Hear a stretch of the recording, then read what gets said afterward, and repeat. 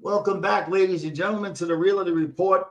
Back by popular demand, two very popular gentlemen, Mr. Larry Roller and his partner slash co-host, Jimmy Demotica. Guys, how we doing today?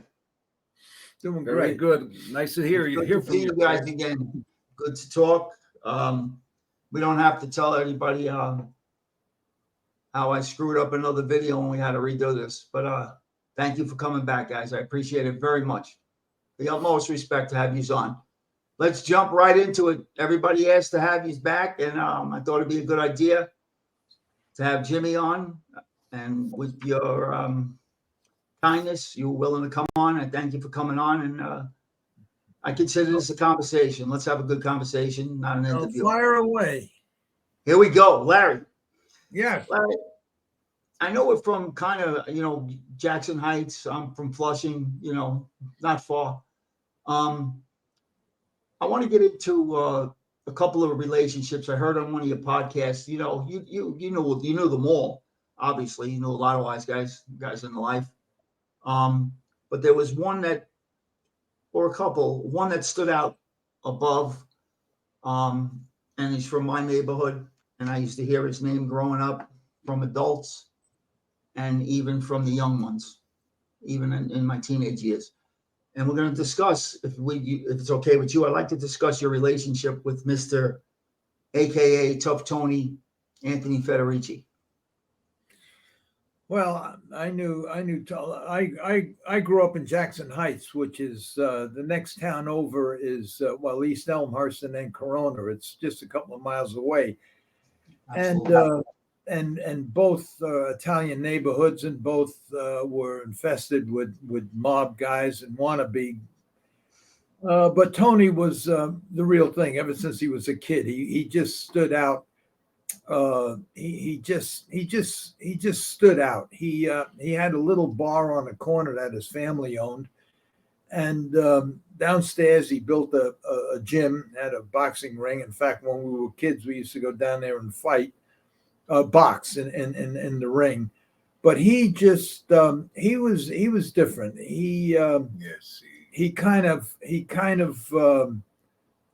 took charge early on, and then through the years he just he was the man. He was across the street.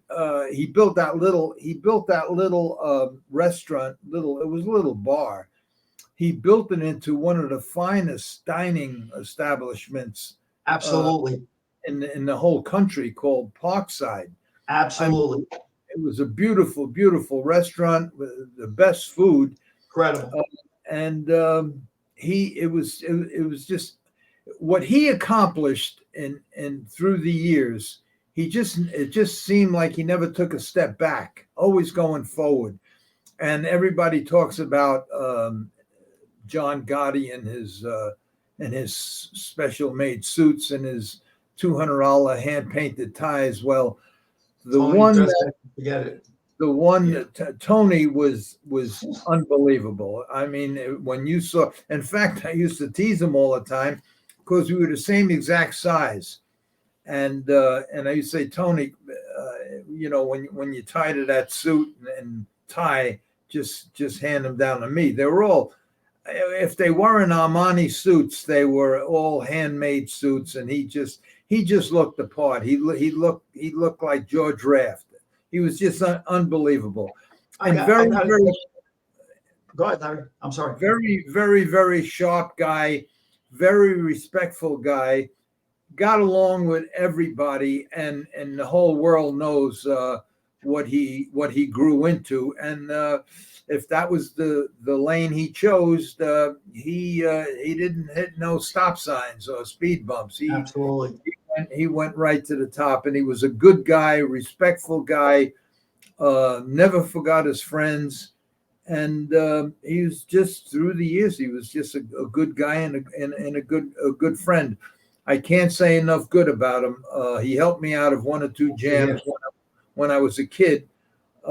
Just a good guy. And he also, that little park right across the street from the restaurant was, they call it Spaghetti Park. Street.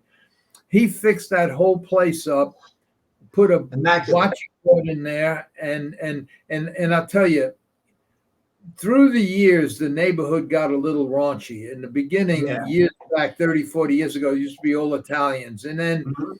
And then it got a little worse and worse and worse. But I'll tell you, Larry, did they Spaghetti call Park, it back in the day? Did they call it Corona Heights? yeah, that's what they call it. The Heights. We just call it Corona. I don't know I where know. Corona Heights came Yeah, from, but the Heights. I don't yeah, know where I that heard came from. people describe it as Corona Heights. But That's where you could lay out millions of dollars right in the park, and come back the Nobody's next taking day, and nothing. every penny would be there. And you just didn't. You did not. Everybody knew. You just don't fool around there. And he, at his own expense, he fixed that whole park up, and it's beautiful. Unfortunately, he died a couple of years back, maybe a Yeah, year back. He had leukemia, pretty bad, and but he was a great guy and a good friend. That's awesome to hear. I can tell you that as a youngster, I had told you, I think I told you, my family, my father's side, everybody basically from Harlem. But there was some years there when I think they left Harlem and they were in the Heights for a while, Corona for some years. Long story short, goes to your story. My grandfather had some gas station, whatever. So as a kid growing up, I watched, like, I'll just use this as an example.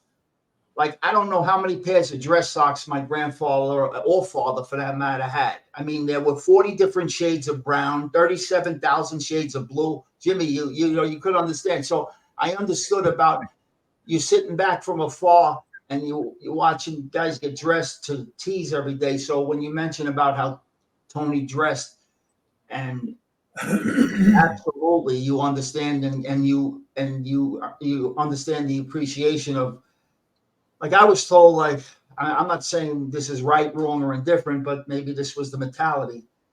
My father used to, again, I'm not saying people got to agree, but I was taught, don't ever let nobody know when you're broke or you got it. So That's right. if you're gonna stand on a corner, you better look right.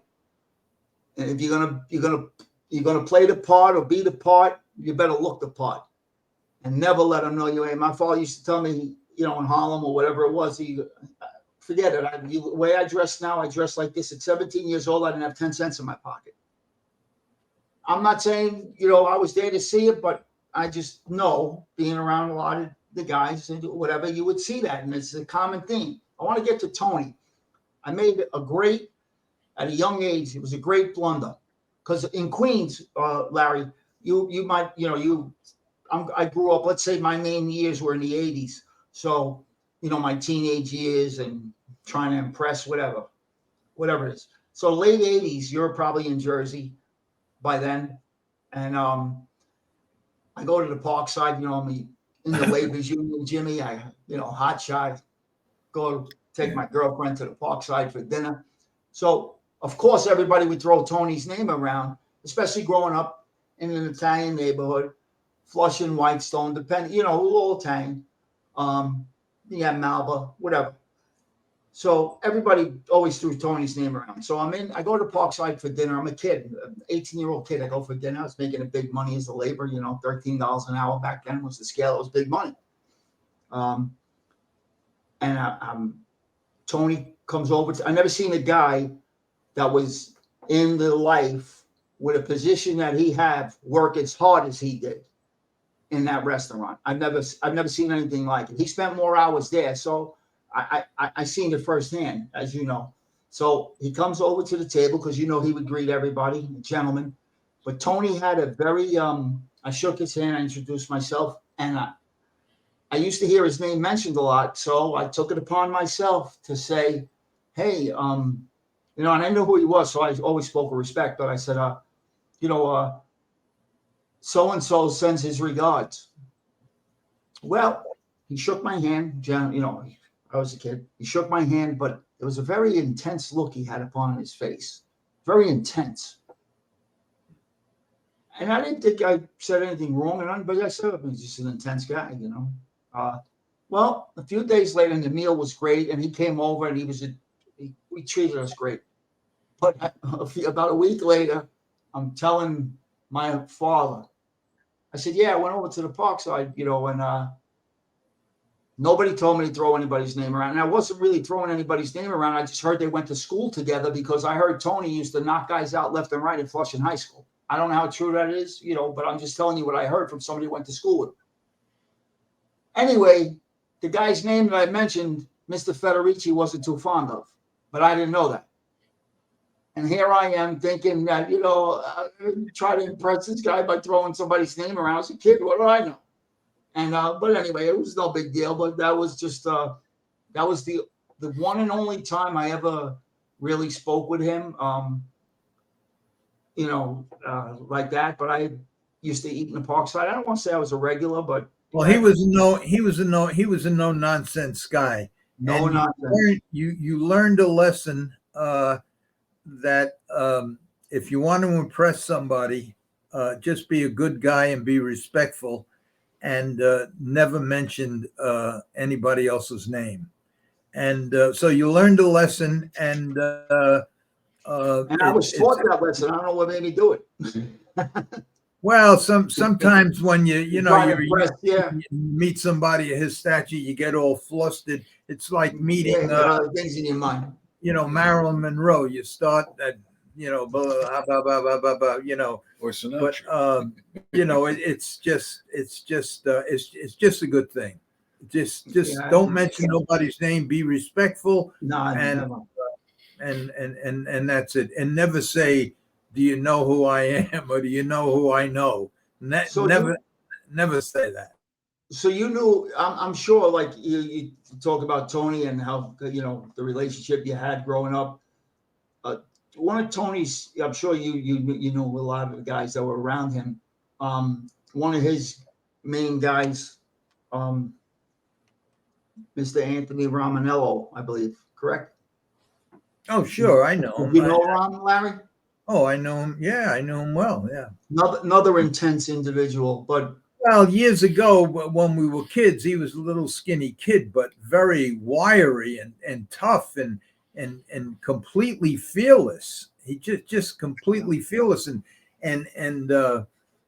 he became Tony's right-hand guy. He was always with him, and probably the guy you would want to have watching your back. He's he's another no-nonsense guy. He wasn't the biggest guy in the world, especially years back when he was a kid, but wiry and wouldn't back down for nobody.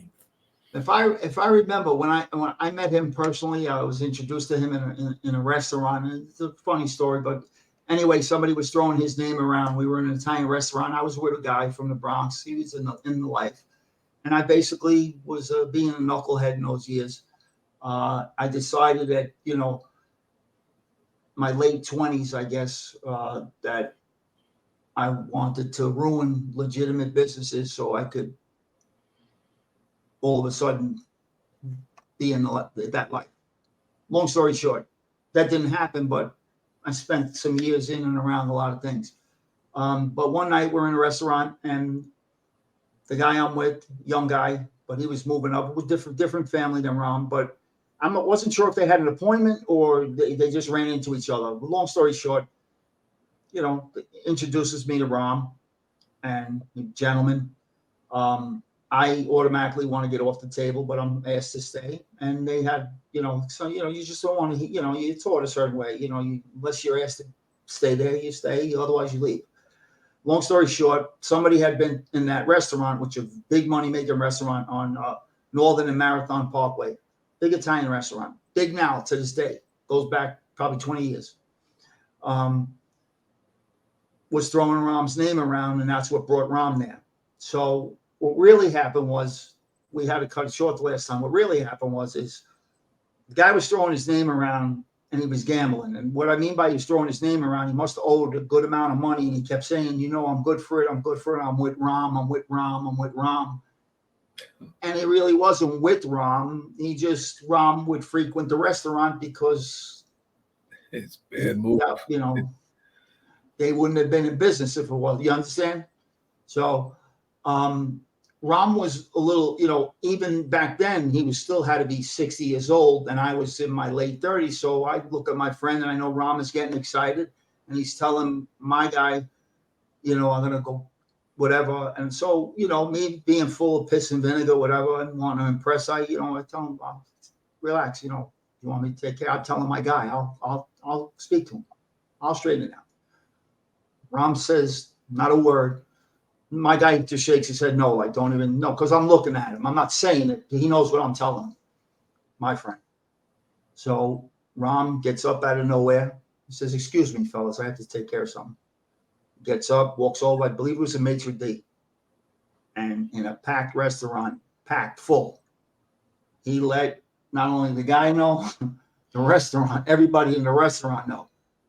If I, you know, don't ever use my name again. Don't you dare.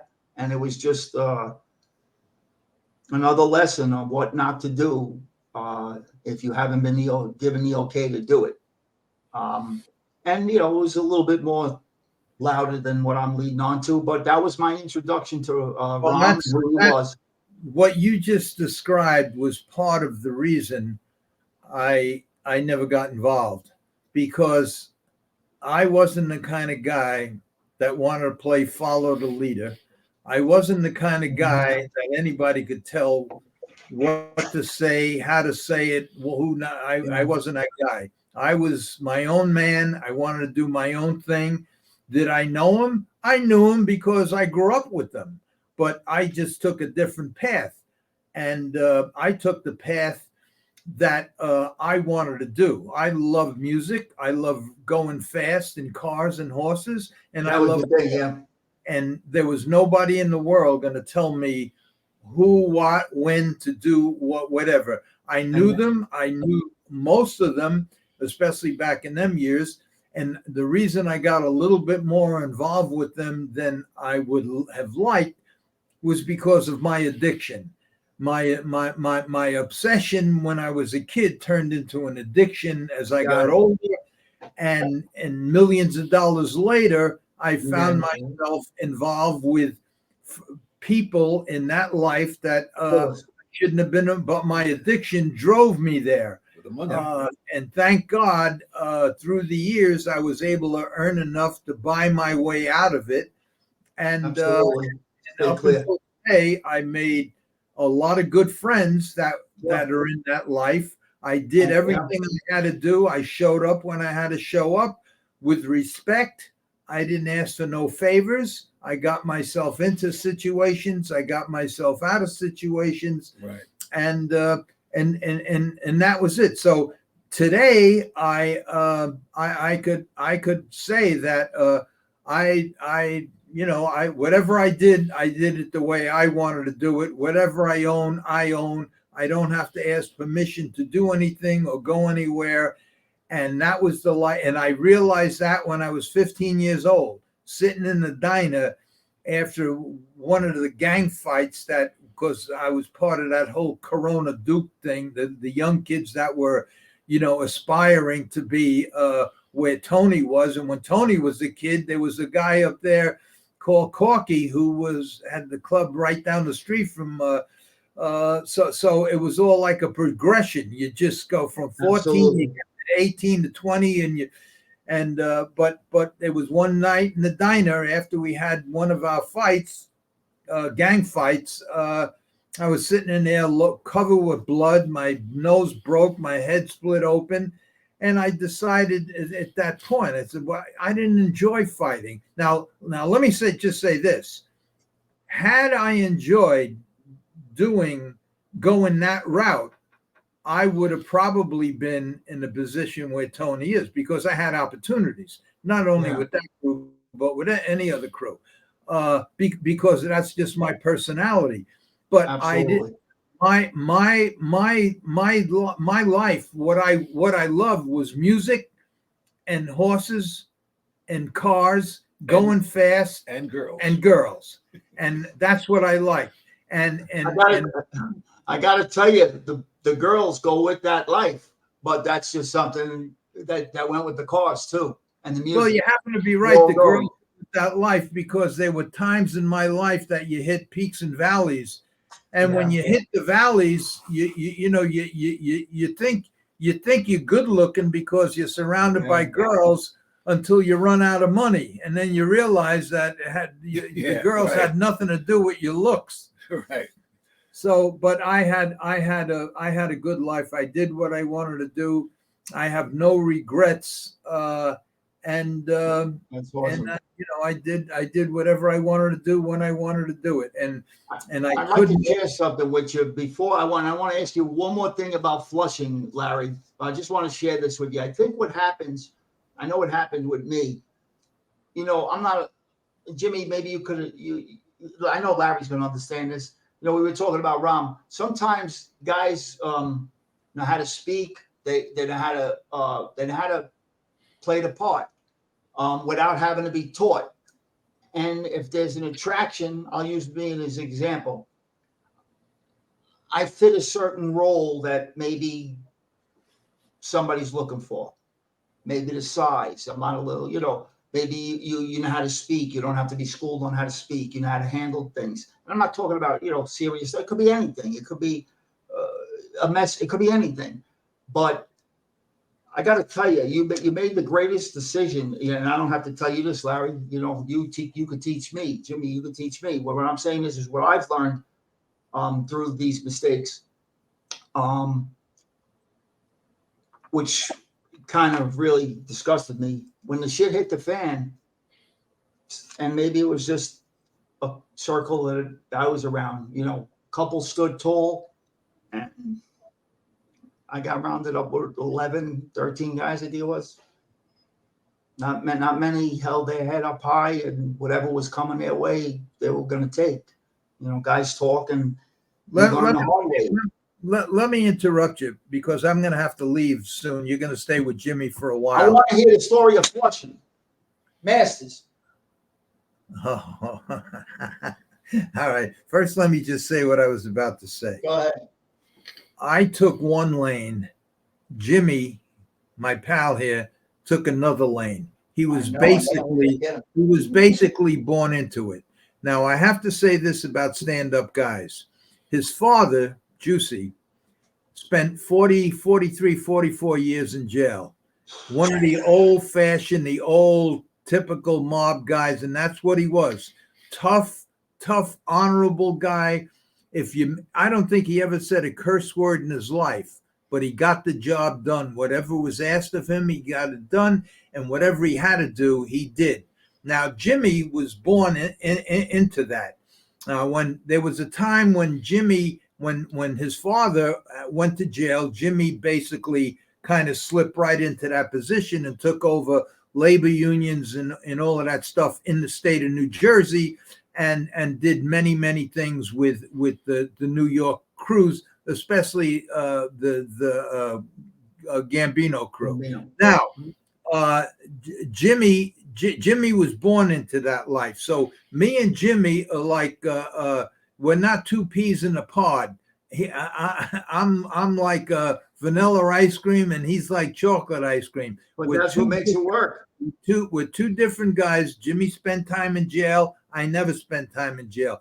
Jimmy's life was just as exciting as my life, only my life, all the situations that I got myself into,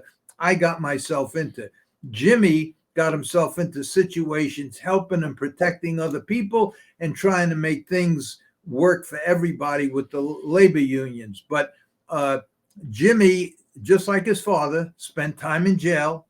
Yeah. It's not as much as his father, but he spent time in jail, and Listen. he's one of the stand-up guys. So we're friends, but we're our backgrounds. Even though we know each other, and I knew his father a little bit different. Right. But And if it I was ever only so need, far you were to go into that life, right? all right, let me tell you about the Masters story. Yeah, let me hear it. So There was in the I guess it was in the 70s. There was a store on Main Street in Flushing, on Main Street. I know confirmed you it. It's go over 68. the Flushing Bridge, you get to Main Street, you make a right Mhm. turn. It was all the way up there on the right-hand side. And a friend of mine worked in they had 2 levels. Downstairs in the basement, they had, I don't know, maybe sporting stuff. I don't know what they had down there. And upstairs was, they sold different stuff. And my friend's name was Nicky. He was the manager downstairs. His best friend was the manager of the whole store. And he was upstairs. Now, the secretary was, I almost had the guy's name. I forgot it. But anyway, Nicky's best friend was the manager of the store, and his girlfriend was the secretary. So we devised a plan. And the plan was that right around Christmas time, the store does well over $1 million in sales, and all the banks are closed, so all the money stays in the safe upstairs. So the plan was that I was gonna hide downstairs when the announcement come over. Okay, all shoppers leave, the store's closed, and this and that. And I was going to hide downstairs, and when all the cashiers brought all the money upstairs that was added to the money from the day before and the day before that, there was going to be well over $1 million. So I was going to hide downstairs. When everybody left, I was going to go upstairs. The guard at the gate, there was one little black guy that was the guard at the front door. I was just going to pull out a gun and just take him upstairs and tie everybody up and take the money.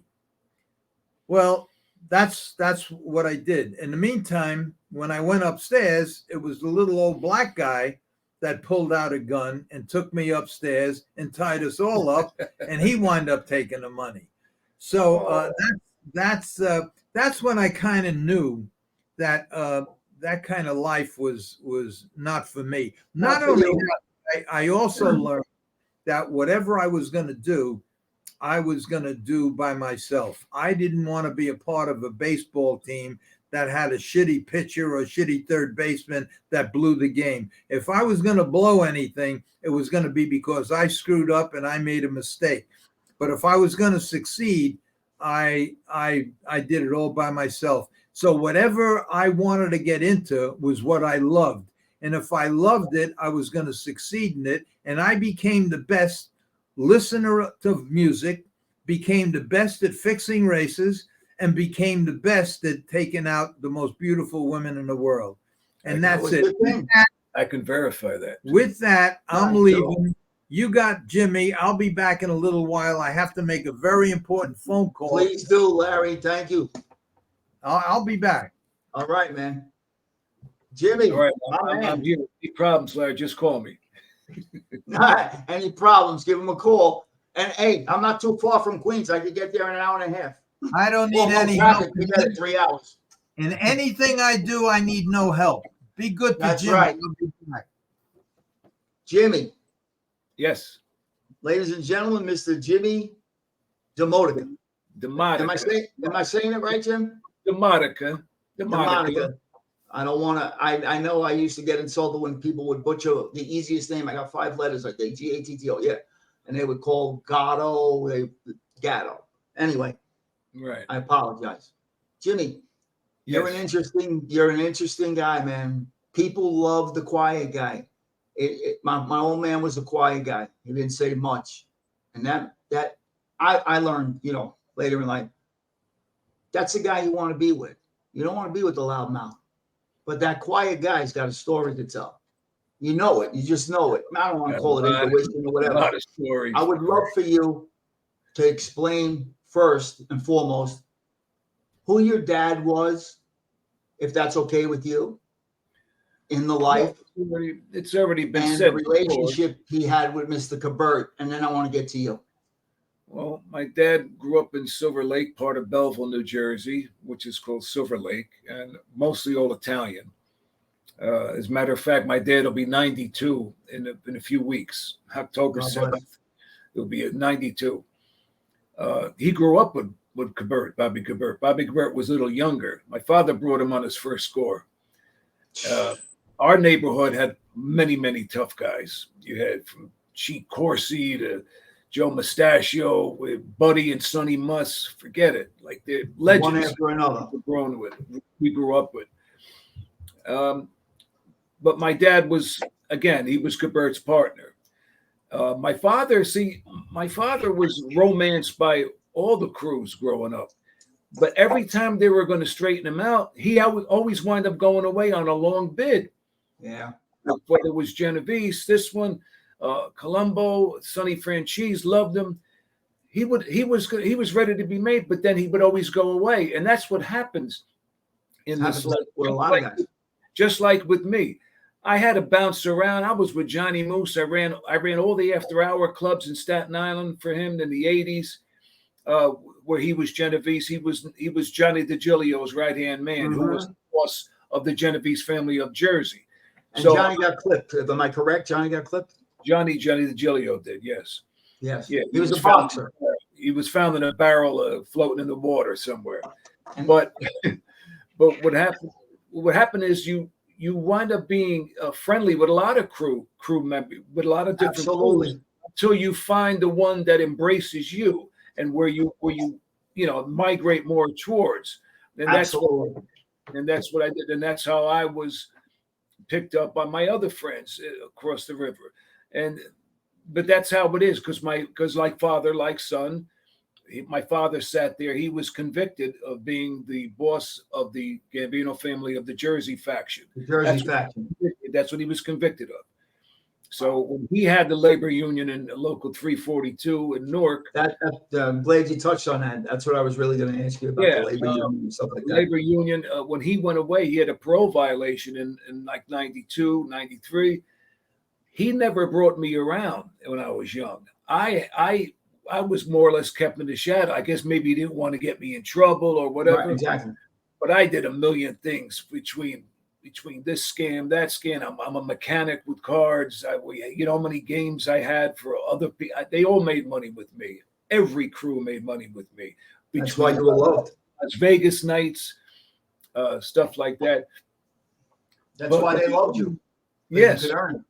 Well, that's the name of And the plus, game. you had your dad's name. It's always and the the relationship. I can say that now because I'm in the retirement years now. Yeah, You see, they never.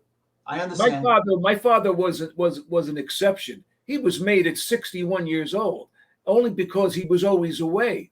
Nobody gets made at 61 because they want to have longevity from you when you're. All Absolutely. the guys in New York are made when they're young kids, like they're like in their 20s or even a little bit younger. Like But your really, dad would have probably got made in his 30s or 20s. because definitely. they want to be able to get you to milk that cow and have that money come in get a longevity run with you. Absolutely. Absolutely. But for my father to do that, because it was just they had to, because he was that well loved. My father was legendary, and again, Kabert was the one who sponsored it. So- Kabert was the one who made sure that he got made. that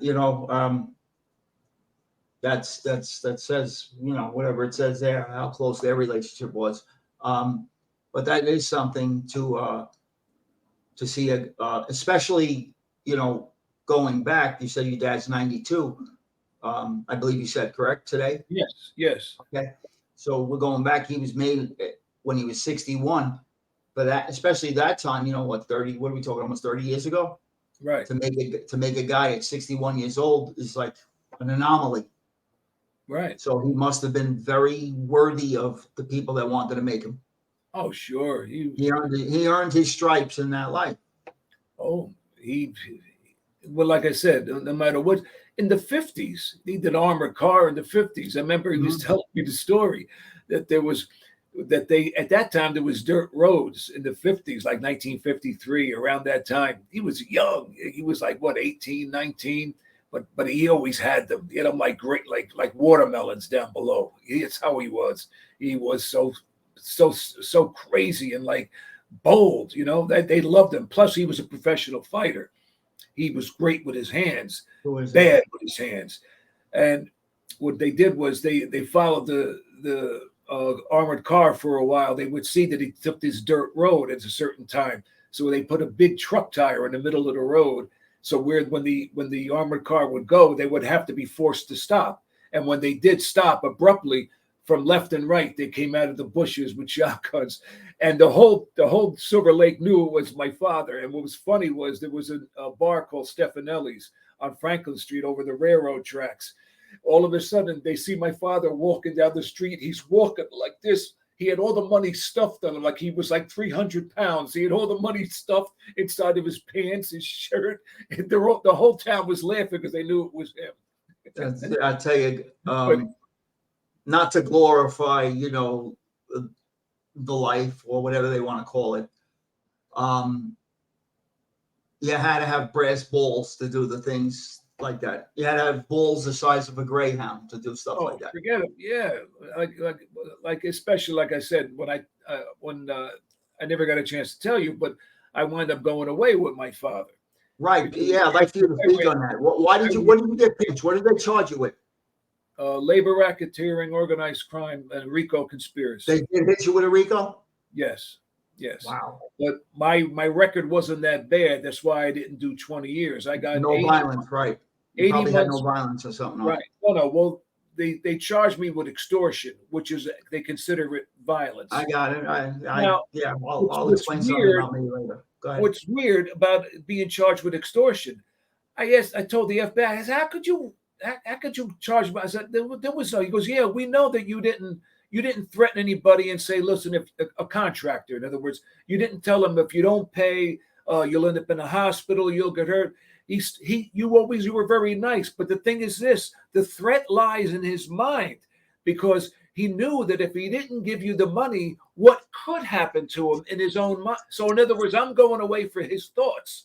Absolutely. He goes, yeah, that's what I went away for. So I wound up doing 7 years, but I did it with my father. That in itself, in the same cell. That's unheard of. It's a miracle for you and him. I mean, because that 7 years you would have, not that I would hope anybody goes away. I don't know. But that 7 years you would have never seen your dad, on the phone, whatever. So many, you don't forget. He went away when I was 2, came home when I was 12, gone for 9 years. Came home for 5 years, went away 6 in Atlanta prison in Georgia. Federal. The installment plan. Right. And then he came home for 2 years, went away for 8 years in Leesburg, New Jersey, down South Jersey. Came home for another 6, went away 17 years. That's when they charged him with being the boss at the time, the Jersey faction. So I suggested I wanted to go to Otisville because I wanted to be with them, and I did it as like a hardship case, because I said I was never with my dad so many years, and he's getting older. He's 76 now. I like to spend time. God knows how many years he'll have left. And it was Judge Greenaway, was a black judge, and he was very nice. He said, I have no problem with that. He said, you can go to Otisville, and he hit the hammer. So I was very lucky, and we were in the same cell. I slept on the top bunk. He was on the bottom bunk. I have to ask you, how, when your dad, when he found out that you were going to go to Otisville, how was his reaction? Like, how happy he was to see you? Even though you're in prison, he don't want you there. Oh, wait, pardon me. I'm suffering from hay fevers. Excuse me. Oh, sneeze. Go ahead. God bless, man. No, I'm not sneezing. Just that I get condensation sometimes. So just don't think I was being sentimental by being with Craig Gatto. So. Of course, brother. I got you. I'm a sentimental guy. Anyway, so again. How was your dad's reaction when you walk into Otisville? Can you explain what that must have felt like to see your dad? Well, it was strange because I used to go up there to visit him, and I was able to go to the vending machines. As a prisoner, you're not allowed to do that. Mm-hmm. Only the people that visit you can go to the vending machine, get you a coffee, a soda, or something to eat. Mm-hmm. Well, now at the time, my mother and my son were coming to visit me and my dad, and they're going. And then I was the prisoner then. But was funny, it was as soon as I went there, I had to go to the hole, solitary, for 3 weeks because there was no room in any of the housing units to be there. So for the first 3 weeks, I was in solitary, and it was overcrowded. There was three of us in this one man cell. We had to sleep on the floor and everything, but that's another story. But when I finally went one day, I had my belongings. Oh, but while I was in there, my father knew one of the guards, and he knocked on the door. He said, "You're not supposed to have all kind of good things like a cake or something like that." But this guard brought me everything. He said, "Here, this is from your father." And I had cake. And so the guys that were in there with me, they lucked out. They had a good time from it. But when I did finally go to the unit and see my dad, he was waiting there. He's like this with his shoulder. He goes, "Hi, son." I says, "Hi, I'll Pop." tell you, And it was so strange because I used to visit him all the time as a little kid in Rawway and Trenton and this and that. And now in the 60s. And now here I am doing time with him. But you can't show any room for emotion because there's all guys, 160 guys in the unit, You see, as kids, when we were young, I did some not research, but a lot of reading on it later in life, of different things. And as when we're young, and I'm one of four boys, but when you're young and no matter who you're visiting in your family that's away, and you're taking that 7-hour ride upstate or whatever it is, we don't realize it, but we're getting indoctrinated into the prison system. Even though we're visiting, we're getting familiar with it from another perspective. But if we need to take our turn because we do something stupid, you kind of understand what you're going into because you've heard a million stories already about being locked up, and you've been in facilities. You know what the colors. You understand. You have a little bit better understanding of somebody that's just never even visited somebody in a joint. Well, you're right, because in my neighborhood, it's like, oh, so and so come home having a party for him. Well, so and so's going away, we're going away party. That was normal in my neighborhood. Yeah, guys would come home. It was a celebration. Yeah, it was a big thing, and that's the way it was, And I always knew that I would be going away someday. Like it's just that, this is the life that we chose. That's one thing that that's exactly one time when we had to go. My dad, he was Carmine Persico's cellmate when he was in Atlanta prison from 1974 to 1980. So 1980, my father came home. Carmine had come home also. Well, Junior, we call him. So we had to go. So I was tight with his son, Alley Boy, because I used to deal after hours. Oh, I thought somebody was coming in after you. I got in. So I was tight with his son, Alley Boy, because we got to be friendly during that time. My father spent time with you. Of course. So when my dad came home, we went over Alley Boys to meet Junior, to see him, to make sure, to say hello and all that. He wanted to see my dad. And that's the same thing that he said. He said the same thing. He said, Juice, he said, they already got an indictment already scheduled for me. He said, but, I said, I told my wife not to come down there because, there's all the media and all that stuff. He goes, but that's the life we chose. He goes, What are you going to do? It's like it's just what the life that it's this decision that you made and you live with it. Absolutely. I could honestly say, we're sharing here again. It's a conversation. This is a conversation. This is great. This is the setting I want to be in. I made mistakes with that more into my 30s. Even though I, was always impressed by it. Handing out football sheets at 14, school, whatever. Selling fireworks at 16, 17, 18. Raising my children, garage full of fireworks, whatever, and selling them. Thinking it was no big deal, but normal people think it is a big deal. And then, a little bit later on, I got legitimate businesses, that are making money, but no, there was something. The allure draws you in, and I was an organizer for a union, and not to the extent of you was. I was just organizing. I didn't oversee the union, but I was put there, obviously. Long story short. After I got caught up in we talked about they hit you with a RICO on an extortion. I got hit a bullshit compared to the full extortion. It started off with an extortion and copped out to coercion in the second degree, which lowered it, down. But it's basically sent with two undercover cops who were in the crew, organized crime detectives. I get sent to go see somebody to just tell them you got to straighten out his bill, and the problem's not going to go away. So just straighten it out. No threats, nothing. I didn't get, I didn't get the 7 years but of course, a headache, lost a union job, couldn't be a member for 5 years, whatever it was. It was just, That was in his mind. But I chose it. I chose to do that. But, thank God in that conversation, I didn't say anything stupid, because then I would have got hit with all the conspiracies.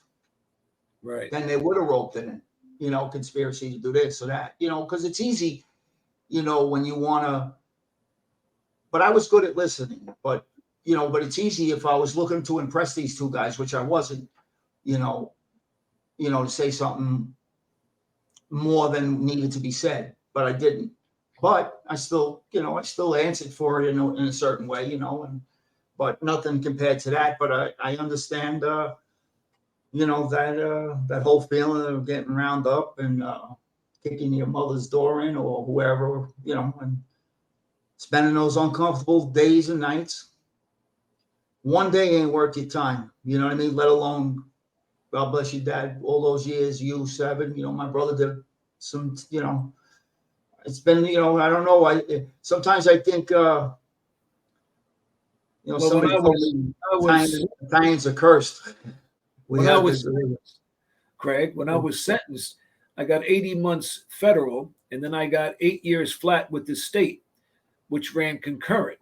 They ran a concurrent. Yeah, see, you can run a state into a federal charge. You can't run a federal charge into a state charge. Yeah, it has to go the other way, where the federal charge takes precedent.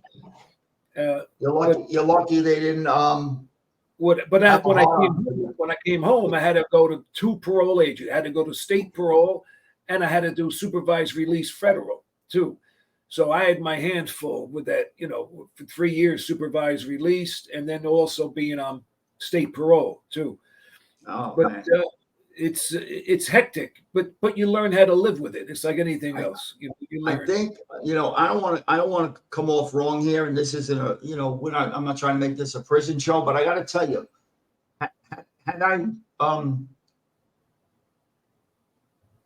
guess the long and short of it is the parole, probation, whatever, guys that know that have, done some things that and they had what they got coming, they got to do get parole, probation. I honestly, and this is going to sound crazy to a lot of people out there,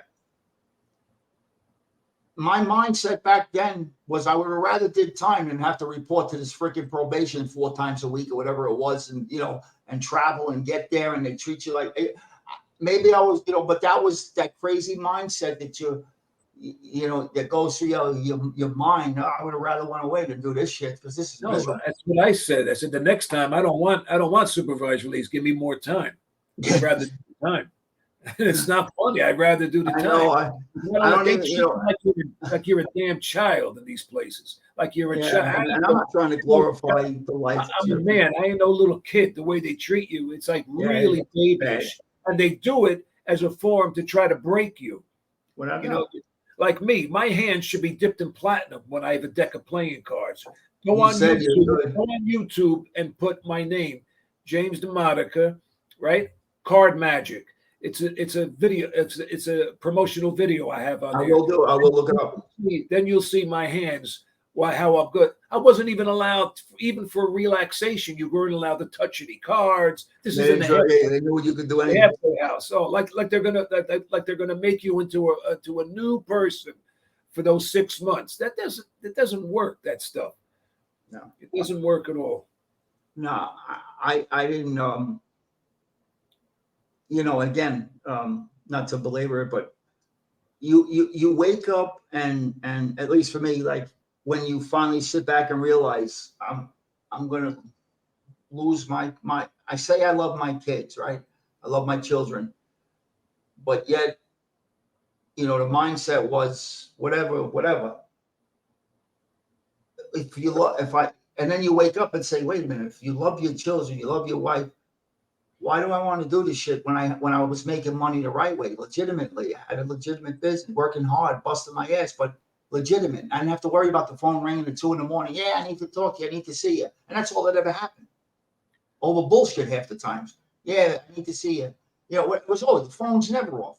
It was out of control over bullshit.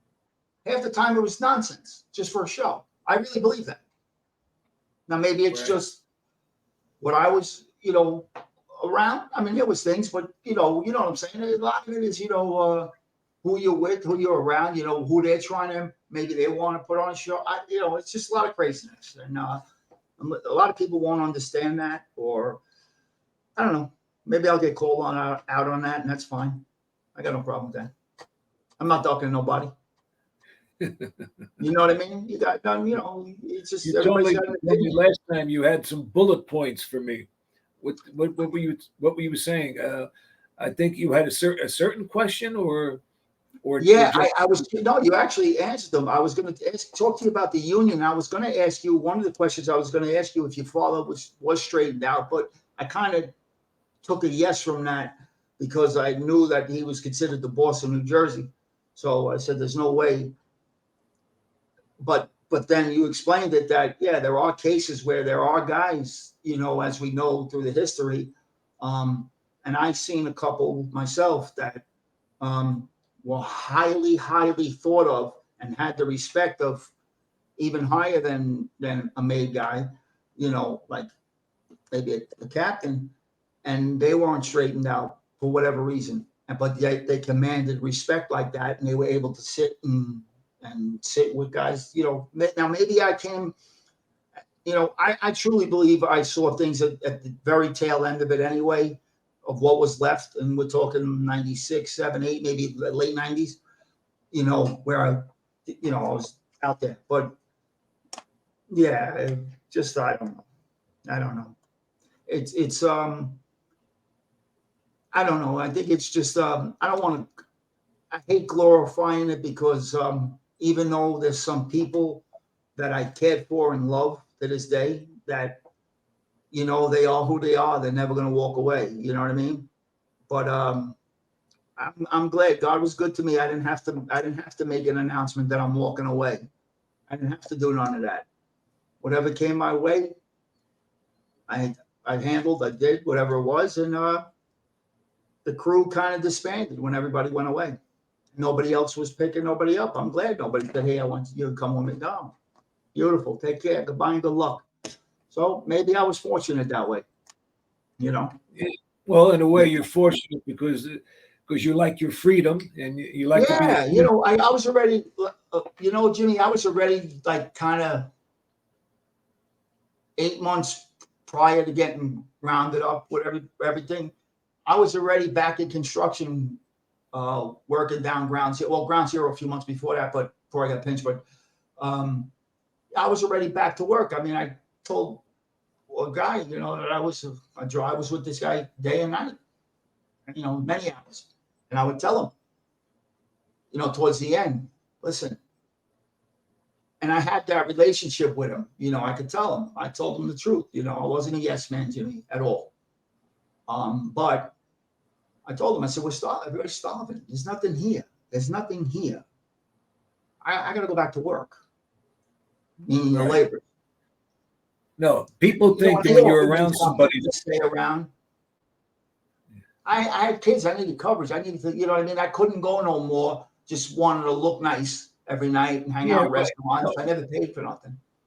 People have a misconception. They think when you hang around a guy like you're on a payroll, you get paid every week. No, you don't get paid. They don't understand. Yeah, Johnny Moose was a maniac. He was you listen to me now. He says, I said, Johnny, we got to earn. He says, you the one that has to come up with scores, Jimmy. So you got to come up with some scores. He would tell me he was a nut. Absolutely. I was with him for 3 years though, but these are my friends. These nuts. Absolutely. That's what I chose. I mean, but I always knew, because to me, I always migrated towards that because first of all, it was exciting, but I always had a lot to offer somebody because I had a lot going for me. Like a funny Absolutely. story when you hear, like one time we had to go see Little Nicky, all right, with my father, and we were with Bert. So we went down. He had a company called Scarf Inc., and we go in his office in there, and behind his desk was a picture, like you see the horses behind me. It was a picture of a professional baseball field, like the Yankee Stadium or Mhm. something. Maybe it was for the Phillies, or I don't know. But it's an empty stadium. But you see the diamond and everything. Nobody's in the stands. It's empty. Right. So I remember I asked Nicky. I says, Nick, I said, why you have that picture? I thought maybe his company built put the concrete in it or something, or they made the stadium. He Yeah. says, I'm glad you asked me that. He says, I keep that picture up there to remind my men to always touch base. That's right. That's what it's all about. It's about the money. It's always about the money. You got Always about the money. What have you done for me lately? You're only as good as your last envelope. That's right. Those envelopes come in, and I was good at bringing them in. That's why. Yeah. That's And what. I guess that's what. Yeah. They love Yeah. you because of the money. You know that? It's because of the money. Absolutely. But you live, you learn, and unfortunately, it cost you 7 years. It cost your dad all these years. Sorry for that. Genuinely. Yeah. A lot of wasted time on my part. When I left, it was a crucial time for my son growing up because I didn't want him to ever get in any trouble or anything, because his formative years, like when he's ready to hit 12, 13, 14, 15, whatever, I didn't want him to fall prey to anything that was out there nowadays. Because nowadays out here, the drug world is crazy and all that. I didn't want him to migrate towards anything bad because he had a beautiful childhood. My son got anything he wanted, so much love, and I was always there, which was different for Absolutely. me. Where I didn't have my dad, but the bond that I made with my dad by being away with him, it was so heartwarming that if I had to, I know it sounds silly, but if I had to, I would do it over again. I would do it again. I got you. And it doesn't sound silly to me. My dad's been gone a long time. Oh, sorry to hear that. Yeah, no, it's his life. Over 20-something years. My brother, a few years back, and the brother I'm talking about, he used to tell me all the time he was a wild dude. People, I don't even want to talk about his reputation, but he was a tough, crazy guy. People would just say he's crazy. They used to try to talk to my father and say, we could control him, calm him down. But my brother used to tell me, I don't understand. Like he didn't agree with the life, meaning kind of like what Larry said. My brother used to tell me there's no free felonies for anybody because he was away from young, come back, away. You know what I mean? No free felonies. So if I'm going to do something, I don't need 10 partners and I don't need to give nobody 30% of what I'm doing. Unless you're going to get dirty with me. And I'm not glorifying this shit. I'm just saying it for what it is. So he was wild as a kid. I was calm. Then he calmed down as an adult and was, my older brother. And don't forget, I decided to get off the haywire a little bit. With the labor union, you do kick up because without the power that they had to grab it initially from like 60 years earlier when they grabbed the unions through brute force, it's Absolutely. that power that you inherit that's given you free reign. Don't forget, I had the blessings from everybody, and at the time, being an associate at which I was at that time, you don't to have that power of running a whole labor union. It was good. In other words, the guy that I answered to, he came to me. He says to me, he just got home from jail, and he said, listen. Because I'm here to help you. If you need me for any sit downs, I know you're doing good with the union. Because all my friends told me over there in New York that you're running it fine. He said, if you need me to sit down for you, I'm here. I'm home now. I do it out of love and respect for your father because your father's away.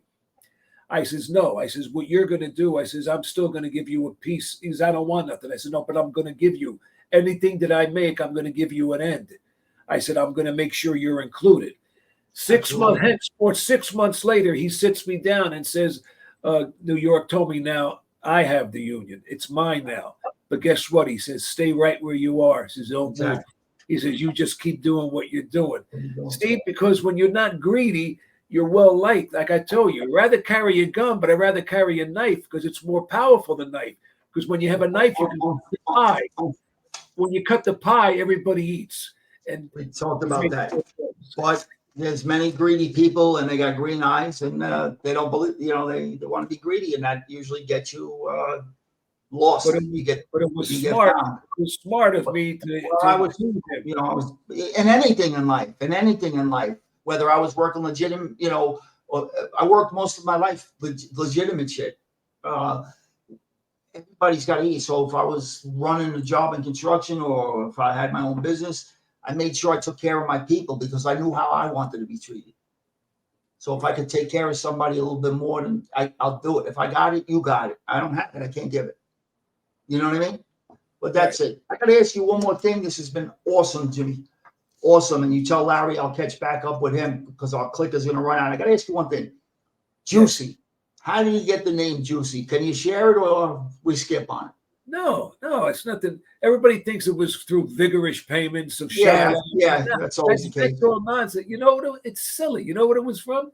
Tell When he me. was a kid, on his wrist, he has HBA with a bat going through a fedora hat with stars around it. He was in a gang at 12 years old. When he went to Jamesburg Reform School at 12 in 1944. When he went there, there's a kid that came up to him. He said, "I'm the Duke of the Cottage." The Duke of the Cottage meant the toughest guy in the cottage. He said, "Now tonight, when you get your cookies at mess hall, you're going to put the cookies on my tray." And as Duke, he says, "I'm now required to slap you in the face." I said, "Well, what happened, Dad?" He goes, "Well, by the time he said the word face, I must have punched him 900 times. They started yelling, we got a new Duke. We got a new Duke." He said, "Then I realized it's a good thing for me to be the Duke and have the cookies for me." He said, Yeah. But the way he got his nickname, when he was like around that age, they would shoot dice. So let's say if he got a 4 or he got a 6, they said, "Oh, that's a juicy number. Try to make that number. That's There a it juicy is. number." That's where he got the name Juicy. That's awesome. I just want to tell you, Jimmy, I hope whether it's me, you, and Larry, we do this more often. I told Larry said maybe, we were talking, maybe we can do something together, maybe once every couple of weeks, put a show together and just conversate. Maybe we'll have calls, whatever, do something because people, they want to hear stories. And, I don't say, I don't know. I just try to listen if, and give you a little bit. But, there's a lot of things that we can share, I'm sure more. But I think we had a great conversation today. I thank you so much. I have much respect for you for coming on and giving me your time. And I would be there if you ever asked me to come on with you guys. I'm there. I come to Jersey. To be with you, bud. All right? Ready then. Thank you. Thank you. And do me a favor. If you tell Larry I said, unfortunately, it's going to shut off on us. All righty. What any more? We're counting down now, you mean? Yeah, we're counting down now. All right. So you take care of yourself. God bless, and we'll speak Thank you, soon. everybody. Good night, Look for everybody. it tonight. It will be up tonight. Okay. Thank you. I will. Thank you. God bless. Be safe. All right. What time tonight? Probably about 8:30. All righty. Thank you, Craig. You got it, brother. Be safe. All right. Bye, guys.